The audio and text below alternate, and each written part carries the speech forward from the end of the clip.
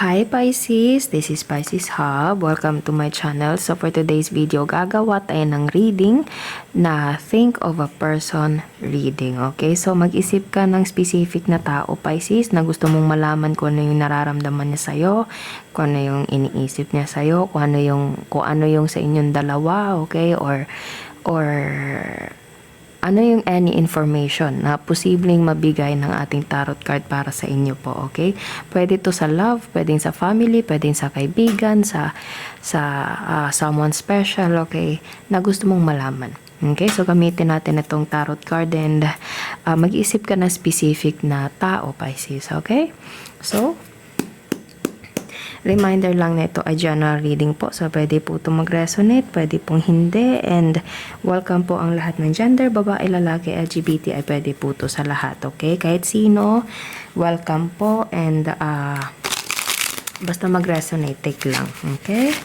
And this is a timeless reading, Pisces. So, kahit anong araw, buwan, taon, basta magtugma sa'yo, take mo lang. Okay? So, shuffle muna natin to. This is our first tarot deck na ginagamit nung nagsimula tayo sa ating channel, Pisces. Okay, this is the first ever and sobrang special to sa akin. Okay, and sa lahat ng mga Pisces na nanonood nung unang-una pa, alam nyo to.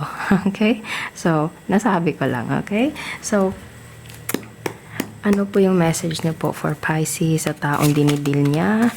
Mga gabay, mensahe, any information or any messages po for Pisces na nasa isip niya. Okay, this is pwedeng you're dealing with the earth sign, Taurus, Virgo, Capricorn, kasi meron tayo ditong dalawang coins card, okay? And coins means, pentacles means earth sign, Taurus, Virgo, Capricorn, or pwedeng ikaw is Taurus, Virgo, Capricorn and you're dealing with Pisces. Okay, so there is a 6 of pentacles and 2 of pentacles, Pisces. Okay, so posibleng merong parang give and take. Okay, pwedeng tinulungan mo itong taong to, Pisces, or pwedeng tinulungan mo siya, or posibleng parang sobra mong naibigay itong taong to, or parang sobra tong nakatulong sa'yo, sobra ka nakatulong sa kanya, or kung sa relationship man ito, parang ano ka, parang giver ka, Pisces, or ikaw yung giver, okay? And sobra mo siyang binuhos mo, buong buo yung pagmamahal mo sa taong to, or kumbaga yung kung ano man yung special na connection yung dalawa, andun. Kumbaga kung kunwari feelings, binuhos mo, Pisces, or binuhos ng taong to para kay Pisces, okay? And parang merong parang pwedeng meron ding opportunity na pwedeng magtatabaho sa barko, Pisces, or sa dagat, or sa lugar na kung saan dadaan ng dagat, kasi meron tayo ditong parang barko, okay, and dalawa yung bangka, so pwedeng namimili, okay, or pwedeng ikaw, Pisces, meron kang kasama, pwedeng meron kang karelasyon, pwedeng family member, okay, mahal mo sa buhay na posibleng parang iniisip mo, Pisces, iniisip mo na may opportunity sa pwedeng ibang bansa or sa kung ano man, kung saan man na merong dagat, okay, or dadaan sa dagat, and posibleng ikaw yung may opportunity na ganun, Pisces, or itong taong to, and binabalanse niya, iniisip niya kung ano yung dapat gawin, or mga bagay na makakatulong, kasi posibleng ito ay napakalaki ng opportunity na kung saan makakatulong, especially financial, pwedeng sa inyo, okay? Pwedeng anak mo, pwedeng nanay mo, tatay mo, kapatid, okay? Or pwedeng asawa, or pwedeng boyfriend, girlfriend, kung sino man, pwedeng kaibigan na kumbaga, meron ding opportunity na posibleng trabaho sa barko or sa ibang bansa, okay? And makakatulong to sa inyo.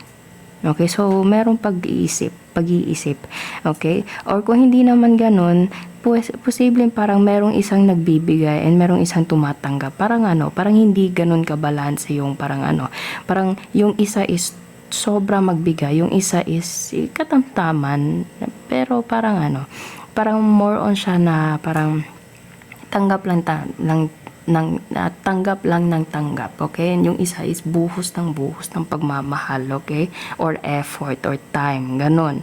So, meron pong dalawang scenarios po doon, okay? Posibleng ito ay may opportunity, trabaho, and meron kang mahal sa buhay or asawa mo or karelasyon na na kailangan yung pag-isipan para sa ikakaganda, lalo na sa financial or sa inyo, sa buhay nyo. Okay? So, or pwede ding merong yung isa is giver and yung isa is more on like hindi ganun ka-effort. Pwede po. Meron tayo ditong 9 of Cups and the Lovers. The Lovers, Pisces. You are so important to this person or sobra mong yun nga, parang sobra mong binuhos yung pagmamahal mo sa taong to or sobrang importante ng taong to sa buhay mo, Pisces. Okay, there's a 9 of Cups and the Lovers. 9 of Cups is something na parang emotional. Okay, kumbaga ito yung pinakaiingatan mo, sobra mo itong parang pinahalagahan, Pisces. Okay, kasi nakikita nyo ayan ang daming cups. Cups is all about emotion. And nasundan siya ng the Lovers. The Lovers is, love. Okay, soulmate or twin flame, soulmate, ganon. So, pwedeng ito ay someone na mahal mo. Okay, mahal mo ng buong buo, Pisces, or mahal ka ng taong to ng buong buo. Pwedeng you're dealing with a Gemini or pwedeng you're dealing with another Pisces or water sign, Pisces, Cancer, Scorpio. Okay? So, yeah. So, yung isang scenario na kumbaga yung isa is giver and yung isa is tanggap lang ng tanggap, hindi ganun nag-e-effort. Okay? So, medyo na parang hindi naging balanse yung kung ano man yung kasi pag yung isa ay sobrang bigay, mauubos siya kung hindi nare-reciprocate yung effort, yung pagmamahal. Okay, pwedeng ikaw yung ganun, Pisces, or ito yung taong dinidil mo si Pisces and ikaw tong ganito. Okay, so pero mahal mo sobra mong mahal so and alam mo sa loob mo na kayong dalawa is nakatadhana. Okay, sobra mong mahal. Ito talaga yung isa sa mga cards natin dito na masasabi mo na yung pagmamahal is deeply connected. Okay, kumbaga mahal, sobra, ganun. Okay, soulmate, ganun na level, Pisces. Okay, so posible pong ganun. And I think parang maaano mo naman to, kayong dalawa na mapapag-usapan, okay, kung ano man yung gumugulo sa isipan mo, Pisces, or sa isipan ng taong to.